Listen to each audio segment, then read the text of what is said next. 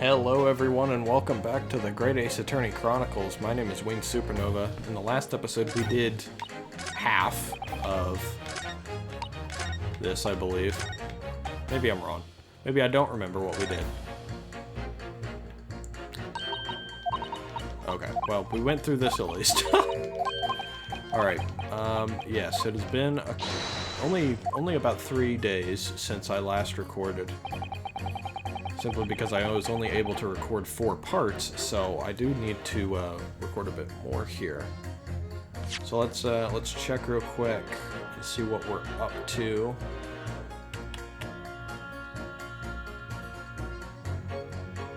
Okay, so basically if anything stands out, we need to go in for a strike. So let's read through these real quick. The accused left behind evidence at the scene. 3 books. If there was some novel alternative explanation about how the victim was stabbed, I might reconsider. The woman was throwing books that can't be related to the crime if the window was closed.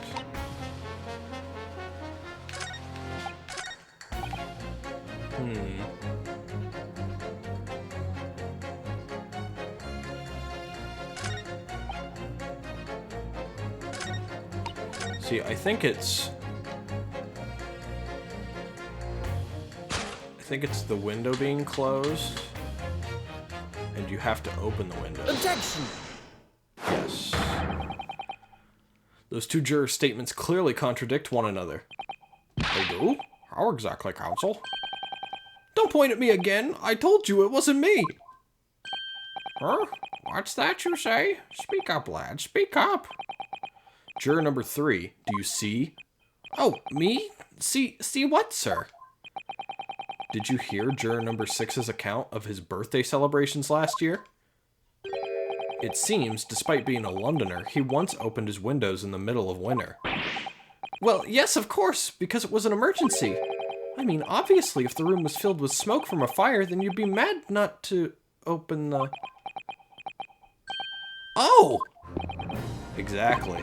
On the day in question, at the time of the incident, there was a fire in the Garadeb household. And Mr. Garadeb had the following to say about it. The whole place filled with smoke. Oh my hat! Ooh. Excuse me! We got another thing here. Juror number 4, do you have something to say about that? Mrs. Garadeb. Oh, dearie me!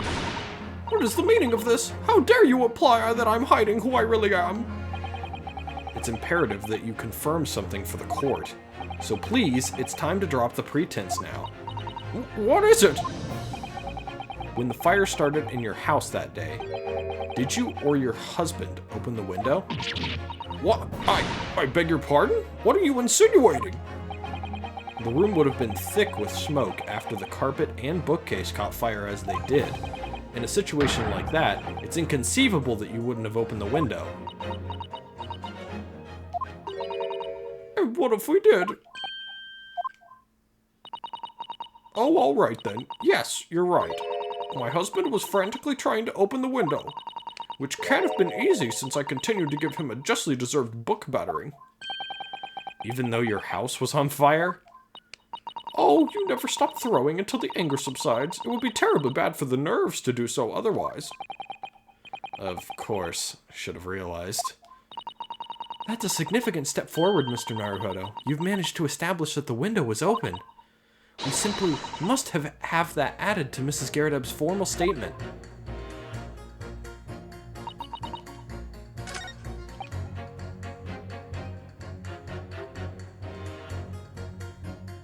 Huh. So the window could have been open when the woman was throwing books. I mean, it's definitely a possibility. The window was open. So his statements changed too.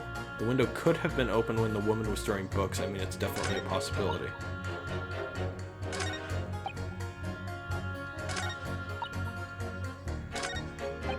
I'm guessing these 2? I'm not sure. Objection! It is not that.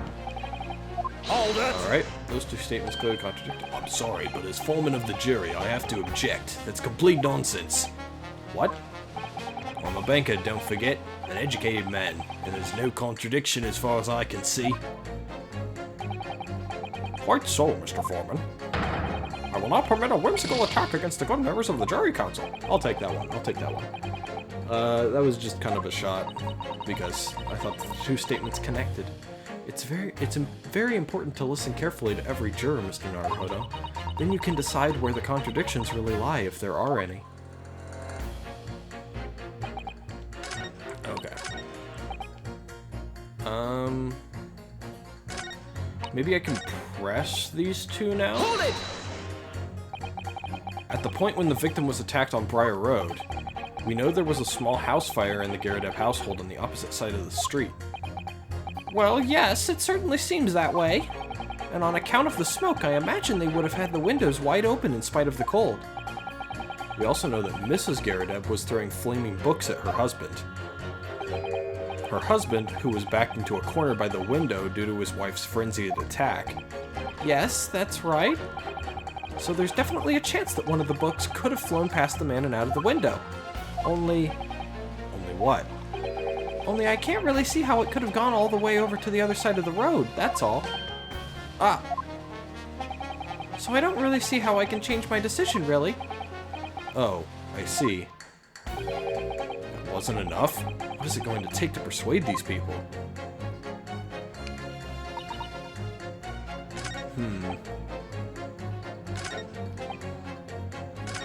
So, these two have nothing to do with it. I don't think it's her. Because I feel like...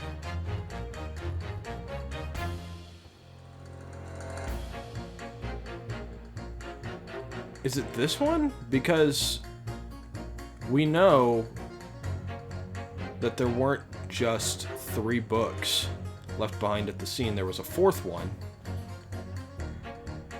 I'm gonna pause and try and pit him against, because he's like, I don't see how it could have flown all the way over to the other side of the road, but then how did the other book get over there then, if that's the case? So... Objection! No, it's not that. Well, time to load. That was quick. I'm gonna try pressing Juror 4 again, Mrs. Garadeb, because, you know, I haven't pressed her yet. It's the only thing I can think of to do. The 4th book found at the scene of the crime shows the very obvious signs of fire damage. And the title of the book is The Lion's Pride. The same title, in fact, as the book that Mr. Garadeb told us he had been reading. Well, I really couldn't say. On the day in question, did you or did you not throw at your husband the copy of The Lion's Pride that he had been reading? I did. That's big. It was the first thing I could lay my hands on, so I hurled it straight at him. And now you come to mention it, yes. He was rather enjoying reading it, you're right. Why did you not reveal this information to the court from the outset? Because I couldn't, you insolent little man. I didn't remember. At times like that, you pick up and throw whatever you can lay your hands on as well, you know. I really don't. I barely noticed I was throwing a book, much less the title of it. Ooh. We got another pursuit here. I like these. I like this. What is it, juror number 5? You know something? I've remembered what it was. That memory I'd blocked out. Ah. It was listening to what this granny was saying. Brought it all flooding back. Who are you calling a granny, you cheeky devil? I'm Mrs. Garadeb, or the maid, I'll have you know. Or the maid? She can't even keep her story straight. That's great. The man doesn't even flinch. Please tell me that's not because he's used to being hit all the time. It was about 2 weeks ago now. I just got back home after work, like. I put my hand in my pocket for the wages I'd just earned that day, and I nearly died. There was a hole. Every last penny had dropped out. Oh dear, what a disaster. You haven't heard the half of it, boy. Oh? The wife was cutting up some chicken at the time. I could hardly get the words out, but I told her straight. I've lost the day's wages, love. Next thing I knew, the blade was whistling past my ear. Stuck into the wall next to me, it did. About an inch deep. Ooh. Words. Just terror. Yeah, I don't think Ryunosuke could live in that situation. I could smell it then, you know. The god-awful stench of the Thames. I was sure I was going to end up face down in the muddy banks that night, I can tell you. Now, that's a real disaster, isn't it? I'll never use the word lightly again. Anyway, the point I'm trying to make is this. When women lose their rag, they'll throw anything at you. Knives, hatchets, hammers, you name it. Mr. Naruhodo, you mustn't think that all women are so short-tempered and unrefined. No, I wasn't thinking that, even though you do give me a judo throw about... I'd say every day or so. Throwing household objects at people is, well, it's so uncivilized.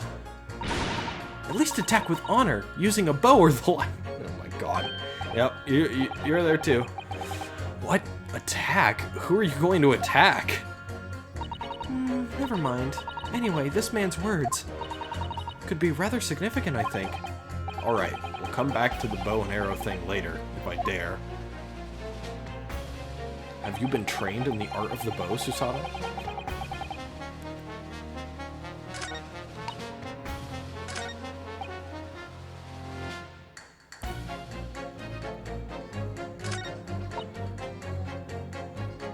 Are we gonna say...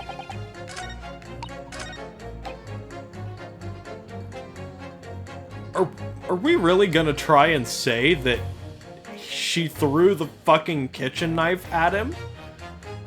And it stabbed the poor guy in the back. I don't think that's possible. Am I gonna say that? Am I really gonna say that? Yeah, we're gonna fucking say it. Of course we're gonna say it. It's Ace Attorney. Ace Attorney does this shit all the time, but... Alright. We're gonna... Objection! No way! Those two statements clearly have a deeply significant connection. Good grief, you mean they don't contradict each other? Explain, counsel, at once. Juror number 2, do you think, perhaps, that this could be one such novel alternative? Oh my, whatever do you mean?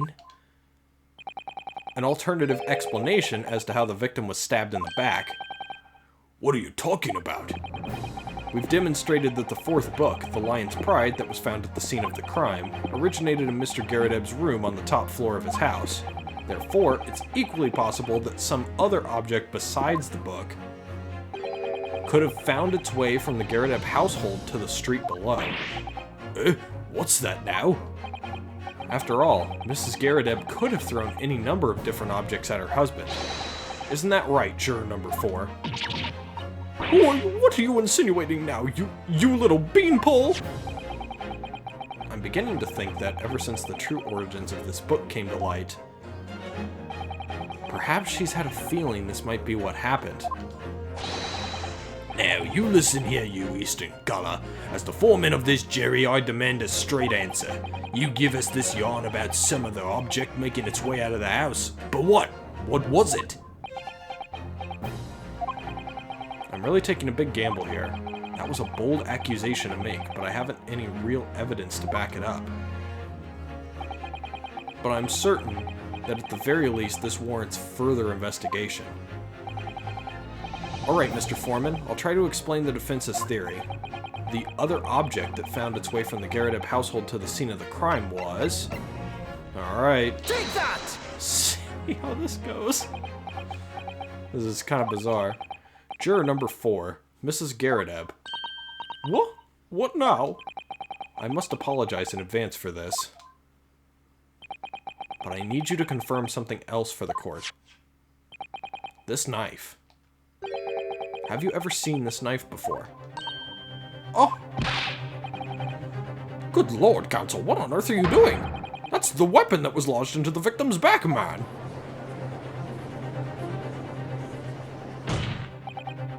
My lord, remember that when the victim was attacked, Mr. and Mrs. Garrideb were in the throes of an argument. Mrs. Garrideb was hurling anything she could at her husband, who'd been backed up against the window. A window that had been opened to clear the smoke, and through which a book sailed to land at the crime scene. You can't seriously believe that. The book was found in the victim's grasp.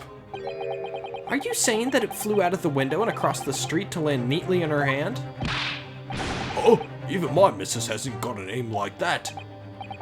Yes, I admit there are many details we don't yet understand. But that's the point. That's precisely why we must not allow this trial to end. Not right now. Oh my. That was the wrong voice. Ah! Mrs. Garrideb, your answer, please. Have you seen this knife before or not? Oh! Ah! Well, that didn't help.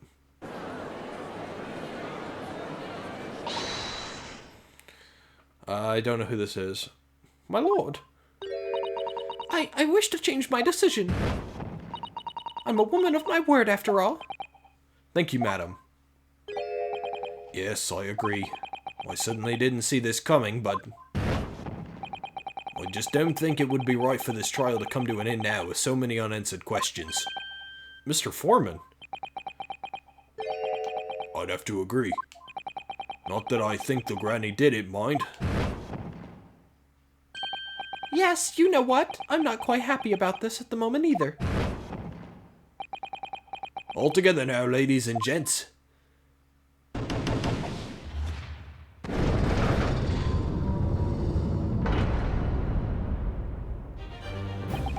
We did it. Oh, congratulations, Mr. Naruhodo. So, as a result of the defense's summation examination, a number of jurors' leanings have changed. The 2 jurors called guilty against 4 now calling innocent. Accordingly, the opinion of this court is divided. And this trial will continue. Interesting. I wonder how we can continue with this.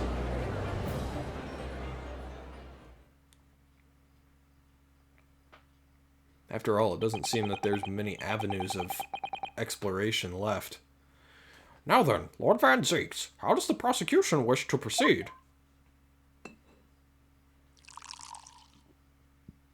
Oh boy, you gonna kill another gallery member? This trial is rapidly descending into a farce.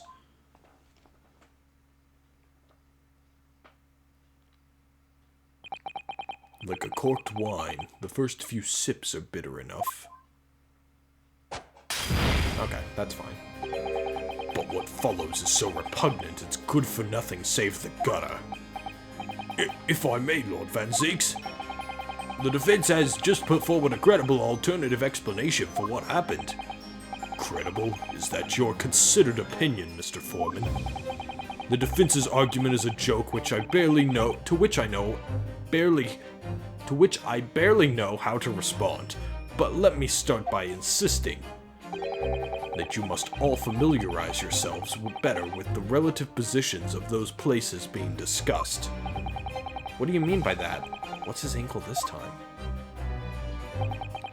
It should already be more than apparent that between the crime scene and the Garrideb household runs a rather wide street, Briar Road. Which means that the distance from the Garrideb's house to the scene is some, yes, 15 yards. Let me see, 15 yards. That's around 14 meters. 14 meters?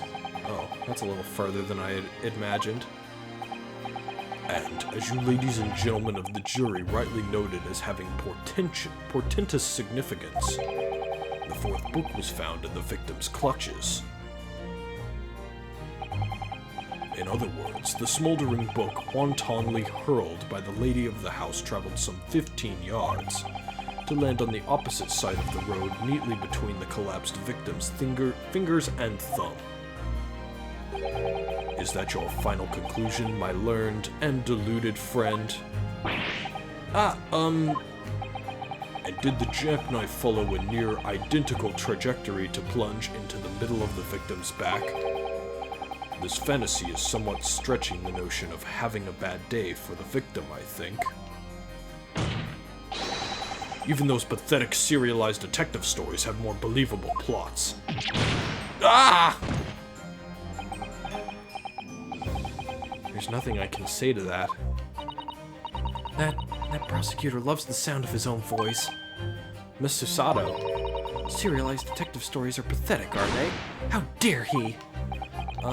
Maybe let's pick our battles here. My lord, might I be allowed to speak? As judicial assistant, you may speak for the defense, yes. Go ahead. The prosecution may consider the idea of fantasy, but what the defense has postulated was believable enough to persuade the jury to change its leaning. And as such, the court has a duty to explore this alternative explanation as thoroughly as possible. To that end, Juror number 4, Mrs. Joan Garadeb, must be called to testify and submit to cross-examination. Saints alive! A cross-examination of a juror? I mean, yeah, she's directly involved with the case. Order! Order! Order! Well, this is highly irregular. It is unprecedented for a member of the jury to be summoned to the witness stand. Objection! God damn it, dude! The fucking gallery... No wonder they write all those bad tabloid papers about you. And unnecessary. Lord Van Zeeks? There are already witnesses on the stand whose testimony the defense may further cross-examine. If my learned friend's farcical theory has any truth in it, then both a burning book and a jackknife must have flown through the sky before this couple's eyes. And we must assume they would be able to testify accordingly. What say you, witnesses?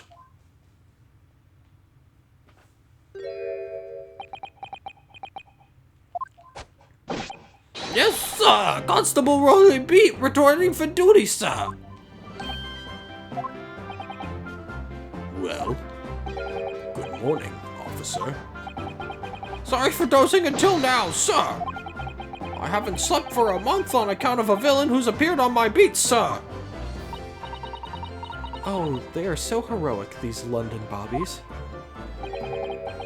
Patricia, my darling, I've been neglecting you, but no more! Oh, Rolly, my hero, you make me swoon. Very well. I hereby reject the defense's request. Oh. And order the witnesses in the stand to testify again. State forthwith before the court any details pertaining to the defense's alternative explanation of events. Yes, sir! Alright, back to these two again.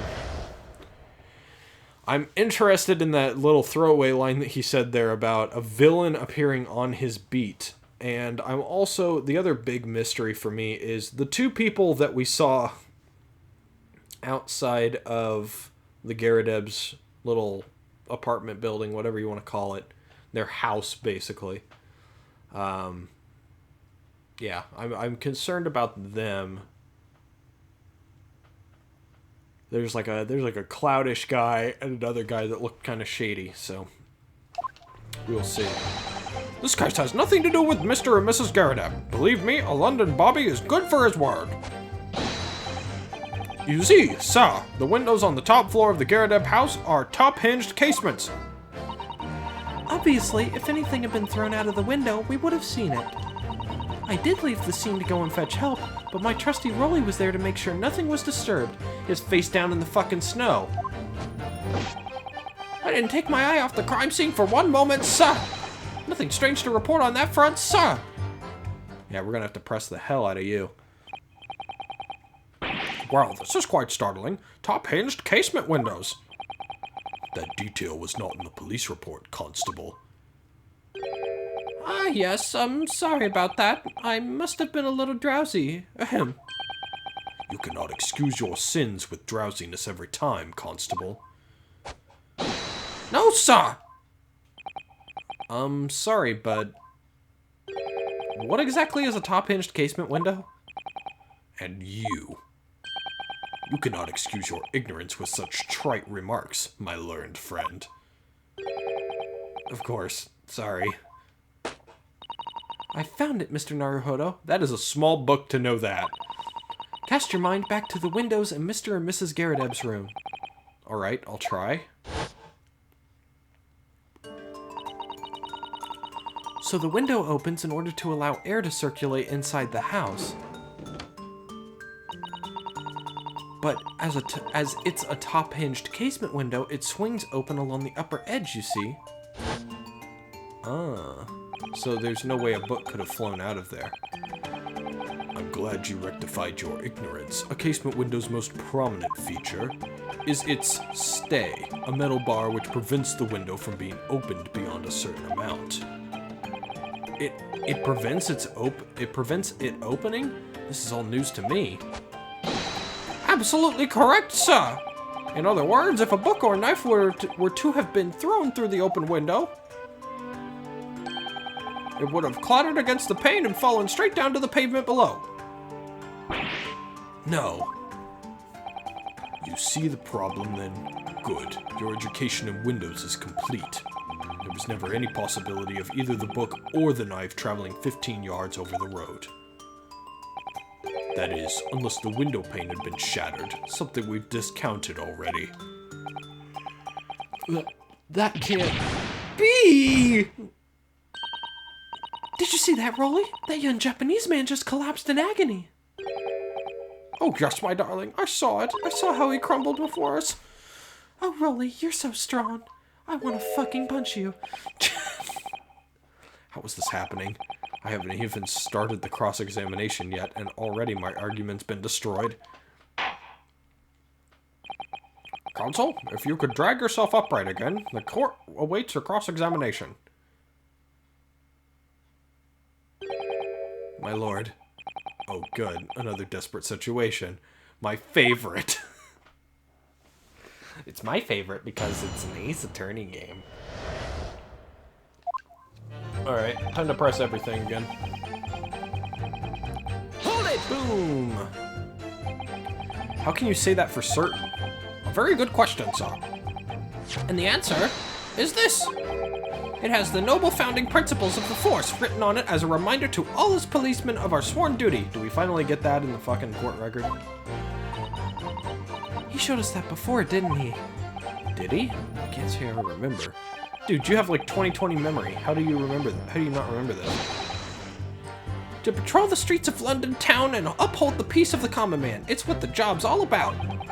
And that is why I can stand here today beside my long-suffering wife and tell you what Bobby's good for his word.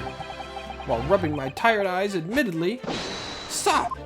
Oh, Rolly, you're so manly. Of course I am, my darling Patricia. I'm not doing this.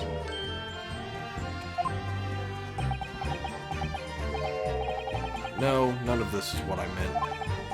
I meant, how can you say for certain that this case has nothing to do with Mr. and Mrs. Garredeb? Ah, I see, sir. You should have said so earlier, sir. Yes, well, so could you answer the question? That was a waste of time then. Absolutely, sir. I will answer it to the fullest of my abilities, sir. There's a surprising reason why Mr. and Mrs. Garredeb's domestic dispute can't be related to this case. But before I get into that, sir, just one thing. Yes? I'd very much like you and all your countrymen to understand the great British institution of Scotland Yard. So I hope you'll take back some tales of us London bobbies and how we uphold our guiding principles. I wasn't planning on going back just yet. I've only just arrived here. So to that end, sir, I'd be happy to lend you my warrant card for your perusal. But I must warn you, you won't be able to get through it without shedding a few tears. Thank you. I'll try. Hey, we got a new piece of evidence. Time to take a look at that, because I hate everything. I guess I have to click R for Brazil to check it. Second page of shit. Okay, item 1, a policeman will strive to preserve the peace within his allotted beat. Item 2, a patrolling officer is expected to walk 20 miles around his beat every day for the furtherance of community relations. Metropolitan Police Related. Oh, okay, so this is principles of policing metropolitan police regulations. Item 1, any crimes fall under the jurisdiction of the beat in which they are discovered. Item 2, when a crime is discovered on his beat, a policeman must assist with initial investigations and help detectives. The first one is interesting, and I feel like that will come into play very later on, potentially. Any crimes fall under the jurisdiction of the beat in which they are discovered. What if he's not on his beat? Because he said he was off duty, right? Earlier on. He said he was off duty and that, that he was walking home with Patricia. I don't think he was on duty at this point. Interesting. So yes, press this. By which you mean they don't open fully, is that correct? Yes, sir! They're just there to allow a bit of air through the house, you see, so they're restricted as to how much they open. And therefore, anything thrown out of the window from inside the room would simply strike the pane and fall to the street directly below. For clarity, allow me to mark the map. Here is the location where objects would have fallen. Yes, directly opposite the scene of the crime on the other side of the rather wide road. Would it have been so hard for somebody to mention this top-hinged casement thing before? Well, I have another question for you, Constable. And what would that be, sir? How do you even know? Why would you have any idea what sort of windows Mr. and Mrs. Garrideb's house is furnished with? Ah, well, sir, that's very simple. You see, I helped with the investigation yesterday. Oh, really? Excuse me! Do you have something to add, Mrs. Beat? Sorry. You look, well, delighted. Is there some particular reason for that? Oh, you just opened a can of worms. Oh, I was just remembering, that's all. She's got fucking starry night in her eyes. Jesus Christ. We really were so lucky. Lucky? What do you mean? Well, of course I feel terrible for the poor woman who was attacked. Don't misunderstand me, please. But we were just so lucky it didn't happen on Rolly's beat. It was so close, you see. Oh, I hadn't realized. Oh yes, that street, Briar Road. That's the boundary between Rolly's beat and the next one. Isn't that right, my love?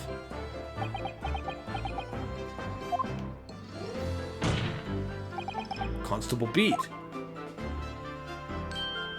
Oh, he fell asleep again for a second. Oh, yes, that's right. That's the reason I was helping out with interviewing the occupants of the Garrideb household yesterday. Their house is on my beat, you see, sir. That really was cutting it close then. Constable, I wonder if you could clarify something. If the Garrideb household is on your beat, does that mean that the pavement next to it is as well? Outside Mr. Garrideb's house? Yes, ma'am. The pavement on that side of the road is part of my beat. I see. I was unaware of that. Just think, if the woman had been attacked on just the other side of Briar Road, we would never have been able to go for that meal to celebrate our wedding anniversary. But that's the life of a Bobby, after all. Extraordinary people are Bobbies, tirelessly working for the benefit of all Londoners. Do you know what I think? I think it was the good Lord's way of rewarding my Rolly for all his hard work. Don't you think so, my darling? That must be it, Pat, my love. That must be it. I think perhaps we should make sure we have that information officially on record. Leave it to me, Mr. Naruhodo. I'll take care of it immediately. We updated the case file information as well. So if the book ended up outside of their house, then it should have been on the ground outside. Same with the knife. Now it's my turn, I think. Well, it will be your turn, Patricia, in the next episode. That's going to be it for this one. We will continue this cross-examination and hopefully crack this case wide open, offering some different possibilities. All of the cases so far have ended in sort of a tragic way, except for the first one where, you know, we found the culprit, we got her. That was typical. The last two cases, though, have had kind of tragic and bittersweet and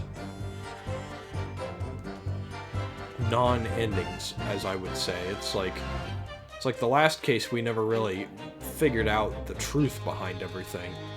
And the case before that, of course, was Kazuma's death. So this one seems to be going the same way of the last case. Let's hope not. But yeah, thank you guys very much for watching, and I will see you guys in the next episode where we tackle the rest of this cross-examination and pull up probably a technicality.